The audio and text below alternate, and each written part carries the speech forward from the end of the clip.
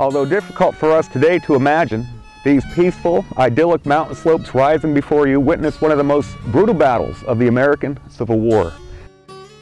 On September 14, 1862, Major General George McClellan's Army of the Potomac came face to face with Robert E. Lee's Army of Northern Virginia, here on South Mountain, in what was the first major battle of the war to be fought north of the Potomac River. It was a day-long struggle, spread out across many miles of mountainous, rugged terrain. Soldiers of both armies fighting desperately for control of 3 critical mountain gaps. And by the time darkness brought an end to the battle, more than 5,000 men had been killed, wounded, captured, or listed among the missing.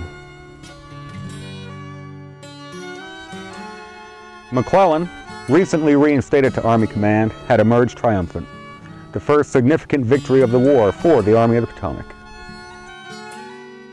Lee was defeated, the aura of his battlefield invincibility now tarnished. That night, he will decide to retreat from these now battle-scarred mountain slopes, and he will then decide to bring an end to his first invasion of Union soil. The following morning, however, it became clear that despite the Union's tactical victory, the Confederates had gained valuable time, affording Stonewall Jackson the opportunity to complete the siege of Harper's Ferry.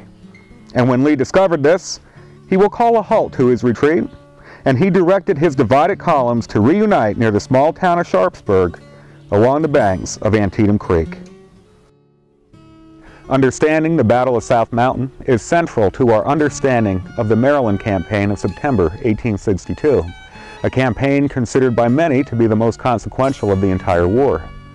Yet despite its importance, and despite the heavy toll in numbers lost, South Mountain has long remained understudied. Languishing, if you will, in the shadows cast by Antietam, the bloodiest single-day battle of the war, fought 3 days later, where more than 23,000 men fell. With my new book, The Battle of South Mountain, published by the History Press, the first full-length study of this overlooked battle to appear within the past 2 decades, it was my hope to not only faithfully tell the story of this battle and the soldiers who fought it, but also to help restore this important fight to its proper place in American history and in our collective memories.